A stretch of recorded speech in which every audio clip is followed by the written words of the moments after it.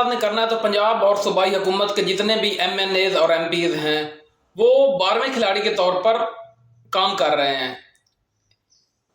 جب کسی ایک شخصیت کے تمام ترقیاتی منصوبوں کا چہرہ بنا دیا جائے تو باقی منتخب نمائندے صرف نمائشی کردار میں رہ جاتے ہیں۔ جمہوریت میں اختیارات اور ذمہ داریاں بانٹنے کا مقصد یہی ہوتا ہے کہ ہر نمائندہ اپنے حلقے کی بہتری کے لیے مؤثر کردار ادا کرے۔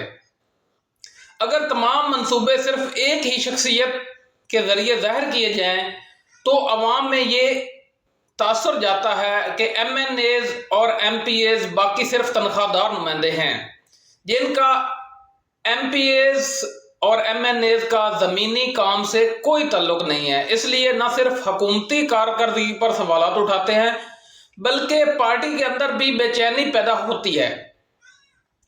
اس کی وجہ صرف قیادت کا نہ ہونا یا پھر نمائندوں میں سینٹرلائز کمزوری بھی اس میں کردار ادا کر سکتی ہے۔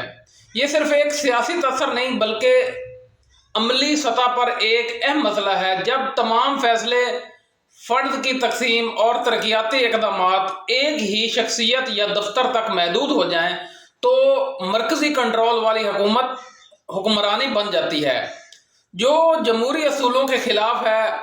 ایم پی ایز کا کام صرف اسمبلی میں بیٹھنا نہیں بلکہ اپنے حلقے کے مسائل کو اجاگر کرنا ہوتا ہے، ان کے لیے فنڈز حاصل کرنا اور مقامی سطح پر بہتری کے لیے کام کرنا ہوتا ہے۔ اگر وہ سب کچھ صرف وزیر اعلیٰ ہاؤس یا صرف ایک شخصیت کے ذریعے ہو رہا ہے تو پھر نمائندہ نظام صرف نام کا رہ جاتا ہے۔ یہ صورتحال خود پارٹی کے اندر سے بھی مخالفت کو جنم دے سکتی ہے، کیونکہ جب محسوس کرنے irrelevant نمائندے خود کو محسوس کرنا لگ جائیں اور ان کی کارکردگی اور وفاداری متاثر بھی ہو سکتی ہے۔